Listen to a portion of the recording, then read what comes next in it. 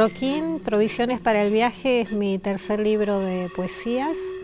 De alguna manera, cada libro de poesía que he editado marca un momento en este camino de regreso al origen que hago yo y que voy derramando en poesía. Yo me di cuenta en la primera juventud de que era mapuche. Yo no sabía que era mapuche. Cuando asumí mi identidad, hice todo un camino de regreso al origen que siguió distintos pasos, y de alguna manera Roquín marca uno de estos pasos. Porque en mi primer libro escribí sobre mi acontecer cotidiano. Es un libro en el que todavía la identidad mapuche no está aprendida, así que tiene una tercera parte nada más a donde escribí como desde esta identidad. Y Mujeres a la intemperie, que es el segundo libro, marca o en este libro deposité un aprendizaje sobre todo espiritual, porque pude ir a mi primer camaruco, a mi primera ceremonia espiritual, siendo parte de una comunidad. Y este tercer libro es como el cierre de muchos aprendizajes, pero también mucho aprendizaje realizado a través de la lectura, de investigaciones, sobre todo académicas, que se han venido haciendo en este último tiempo, en el que pude unir mi memoria oral, lo que yo había escuchado de niña en la casa de mi abuela Roberta Napaimán, con lo que ya se estaba escribiendo y documentando. Archivos del ejército, archivos de la iglesia, es como que constataron lo que yo ya sabía porque lo había escuchado. Y quedó registrado en este libro de alguna manera, y justamente el nombre es Provisiones para el viaje, Roquín, que es lo que uno prepara como vianda cuando va a ir de viaje y la hora de la comida lo va a agarrar ahí en el medio del camino. El Roquín para mí es el Mapuzungún, es la experiencia de mi espiritualidad, es esta unión de la oralidad y la escritura, también la unión de la oralidad y la literatura. Todo es alimento para este viaje. Yo escribo desde el dolor y la ternura. El dolor aparece cuando recuerdo las situaciones traumáticas y trágicas de mi pueblo. Cuando las leo también las vuelvo a encontrar. Y la ternura es el amor que tengo hacia mi familia y hacia mi pueblo. Entonces yo estoy constantemente buscando reencontrarme con estas memorias. Los desplazamientos de mi pueblo han sido forzados, forzosos y buscados también.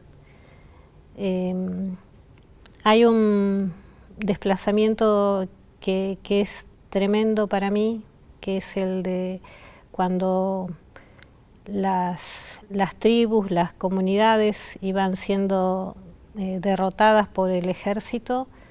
Se los obligaba a caminar cientos de kilómetros hasta llegar a los campos de concentración, hacia los puertos, hacia los lugares desde los cuales se los desmembraba como familia, como unidad amorosa. Y bueno, ese es un tema que siempre vuelve y que yo quisiera dejar registrado en la memoria, no solo de mi pueblo mapuche, sino en la memoria de los pueblos que habitamos este espacio.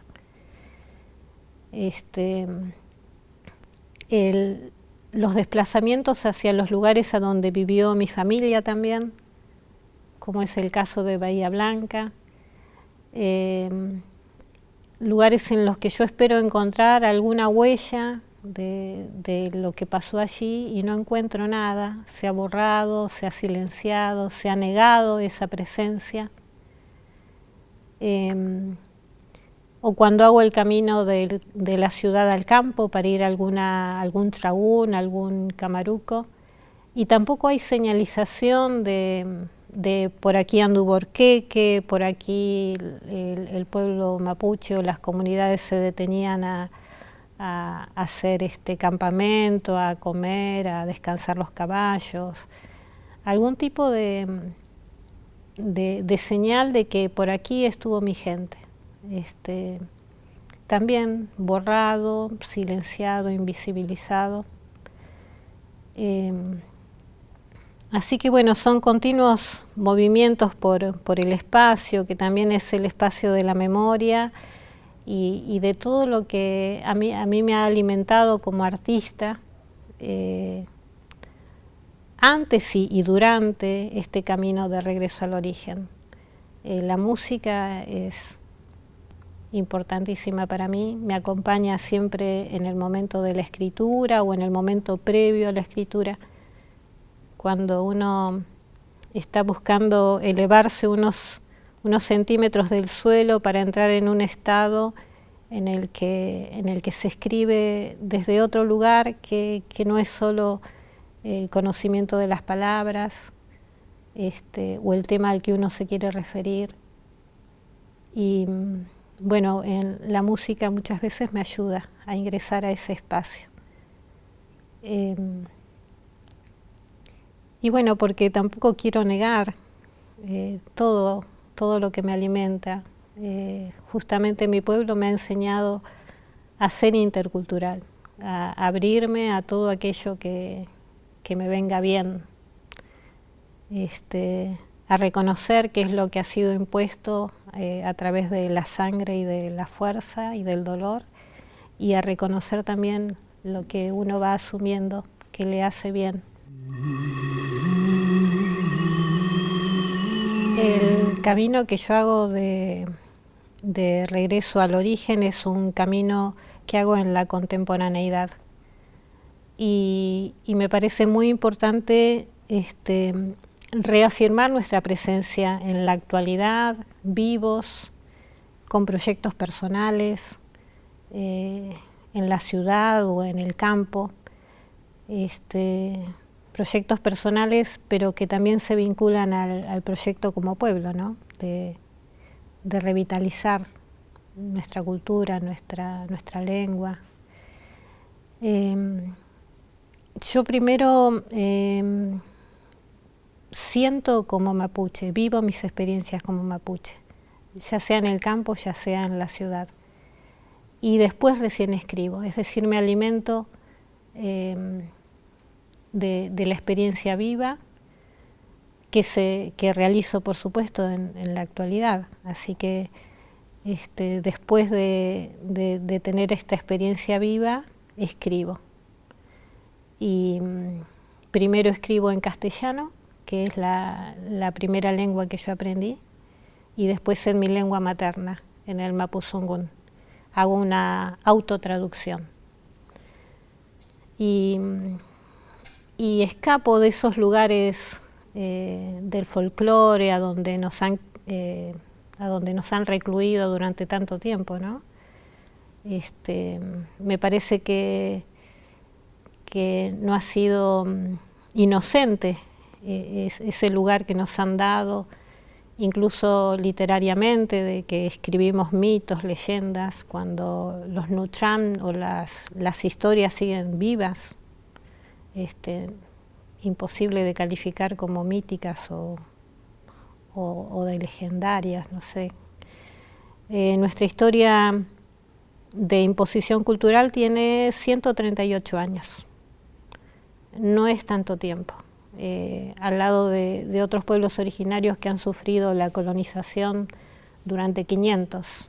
Nosotros tenemos esta imposición desde hace 138 años, pero ha sido tremendamente fuerte, catastrófica de todas maneras. Así que nos enseñaron a avergonzarnos de ser quienes éramos y justamente en este momento nos sentimos todos muy orgullosos de ser quienes somos y a través del arte estamos haciendo un camino también, un camino que es el que nos sale, es decir, quien es artista no le queda otra cosa que elegir ese camino, sea el de la música, el de la poesía, el de la pintura, el de la danza, el del cine, todas las posibilidades que hay en la contemporaneidad, uno hace su camino. Y es un camino de amor y es un camino de dolor, que queda ahí traducido en lo que uno escribe o en lo que uno pinta o en lo que uno danza.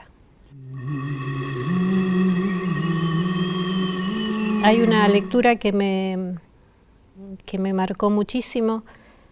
En realidad, las lecturas que me han marcado mucho, que he encontrado en libros, han sido estas lecturas que me remiten a algo que yo ya sabía, pero que no sabía muy bien que sabía. Cuando en la infancia, en las vacaciones escolares, íbamos a Cusamen, a la costa de Cusamen, donde vivía mi abuela Roberta Napaimán, Tañi Chuchú, mi abuela materna.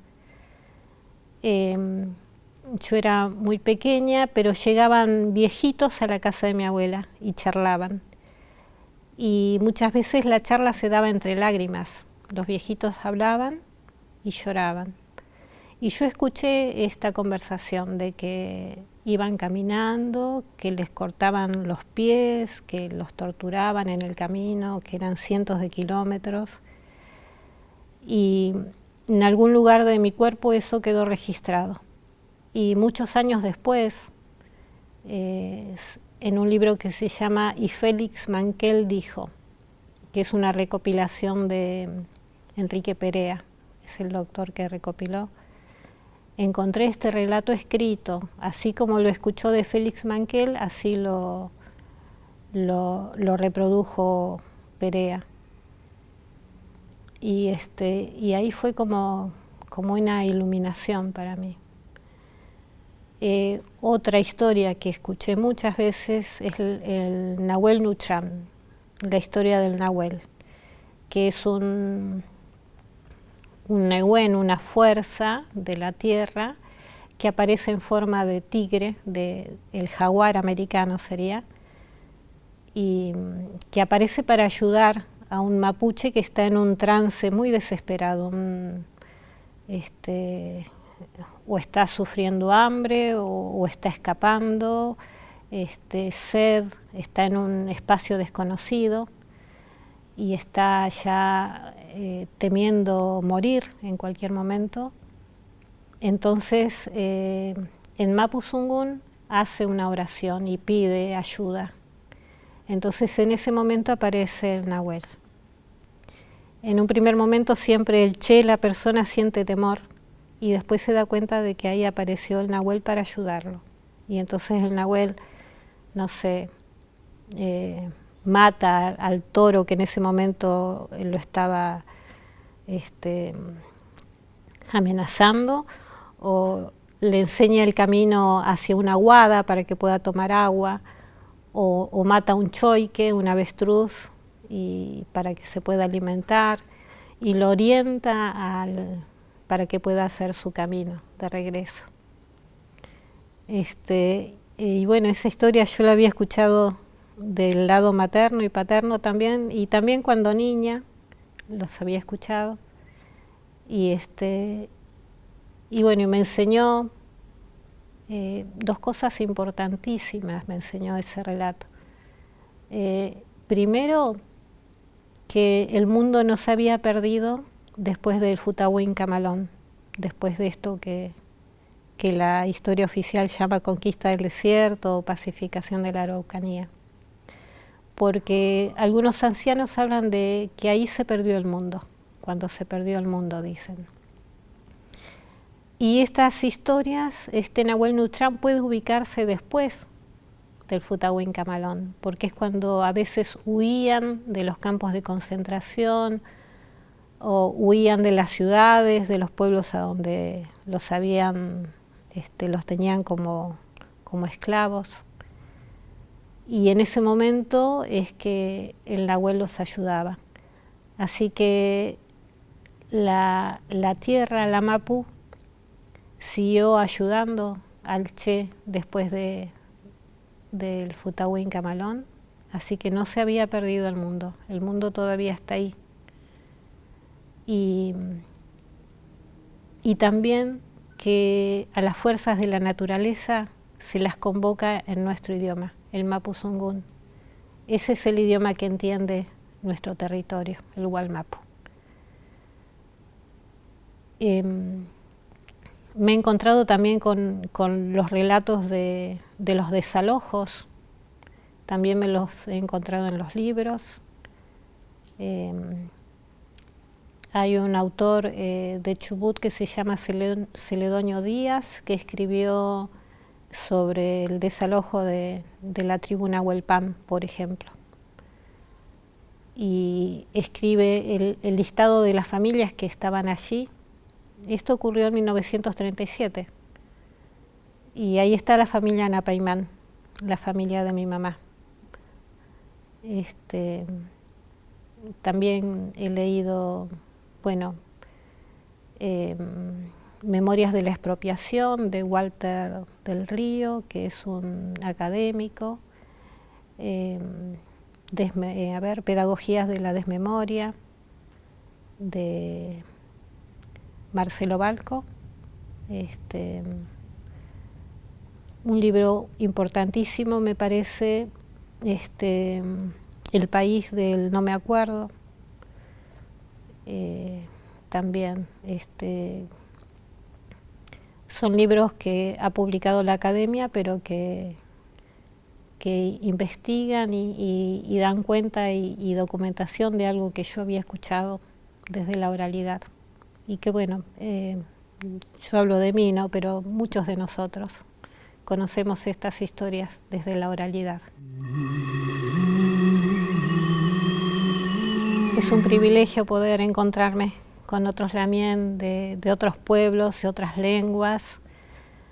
Es una maravilla escuchar sus voces en sus lenguas, la cadencia de su voz, el ritmo, el sonido de las palabras en otras lenguas de pueblos originarios. Y es maravilloso también reconocer otros modos de escritura, en el sentido de que la identidad queda escrita también en el modo de vestirse, en el modo de adornarse, en los tejidos, en los diseños. Se aprende muchísimo en este contacto con las personas que portan esta identidad de distintos modos, ¿no? que escriben su identidad en su apariencia también. Y leer sus obras, escucharlas, leerlas, porque los Sulcántufe, los Huilíntufe, quienes han decidido escribir, han elegido hacerlo en el idioma impuesto, que puede ser el inglés, el francés, el portugués, el castilla-zungan. Y uno puede leerlos, en mi caso, en el español, en el castellano. Y en estas lecturas uno encuentra mucho de lo que uno escribe también. Las historias son muy semejantes. Puede constatarse este paso de la oralidad a la literatura, porque hay mucha referencia a los abuelos, a los ancestros, también porque hay muchas palabras que nos remiten al decir, al escuchar, y también puede constatarse un camino de aprendizaje si uno lee la obra completa, desde el primer libro hasta el último, es como que va creciendo el kimun, el conocimiento. Así que realmente es una fiesta encontrarse en un recital, un recital en vivo, y también después leer los libros.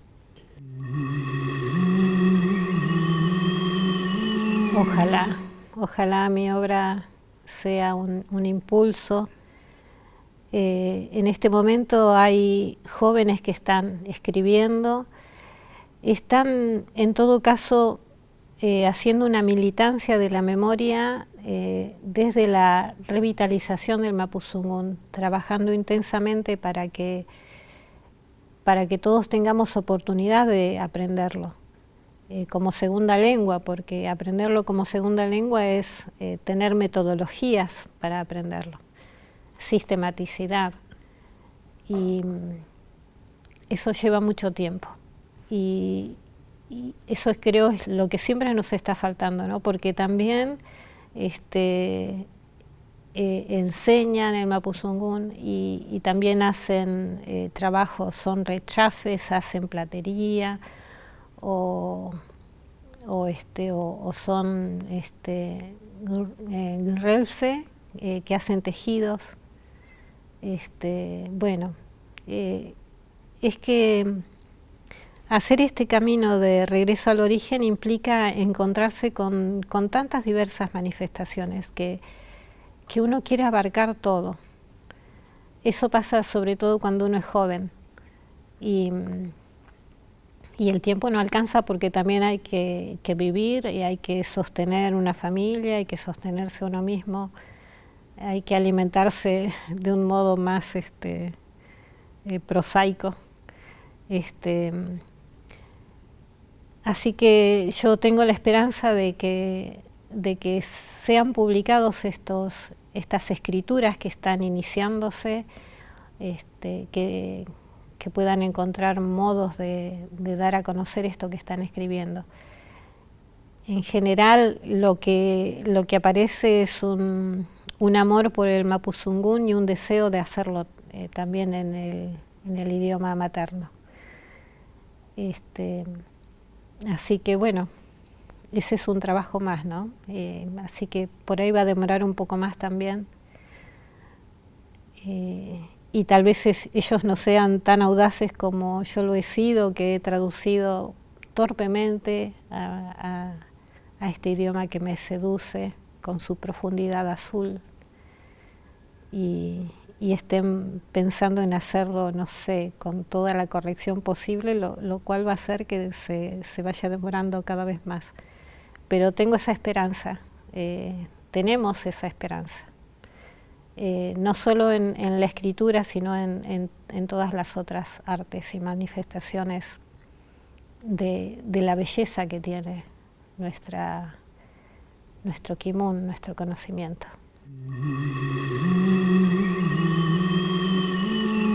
Este poema, que se llama Casos de Peuma,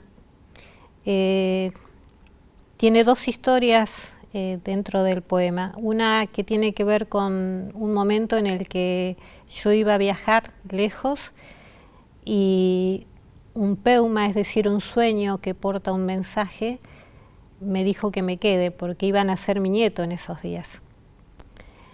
Y la otra pequeña historia es de un momento de mi vida compartido con mi papá, que se llama Desiderio y que a veces viene a mi casa en la ciudad.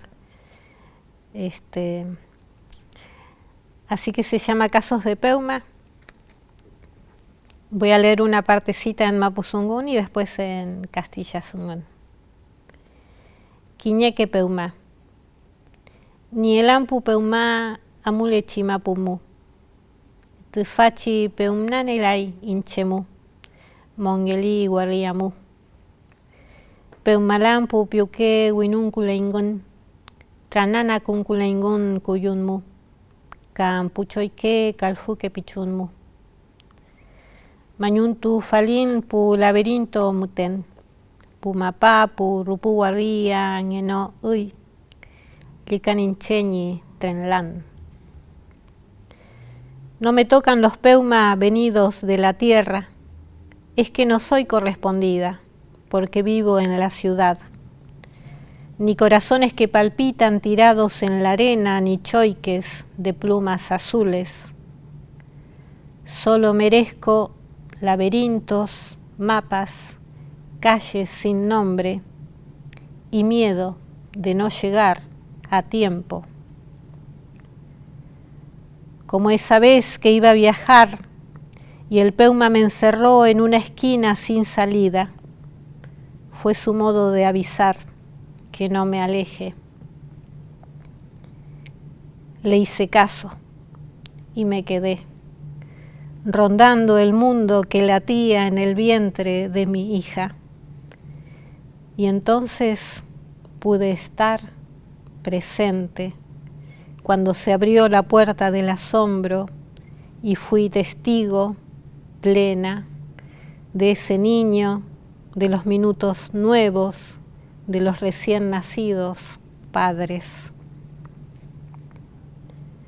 Desiderio, alojado en mi casa de pueblera, se sueña en el campo, anda sereno, a caballo, aparta unos novillos muy cerca del río, pero también me cuenta de este sueño.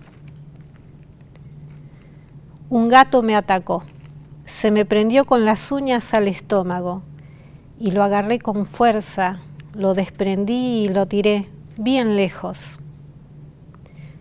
Pienso que el peuma le avisa de peleas y le digo, señalando el tejido circular que colgué del cielo raso: papá, ¿ves? Este es un atrapasueños de la gente cherokee, una red que no deja pasar los malos sueños. Pero a este no lo atrapó, siguió de largo, me dice, mientras señala el piso. Igual, crucé las alpargatas para que no se cumpla.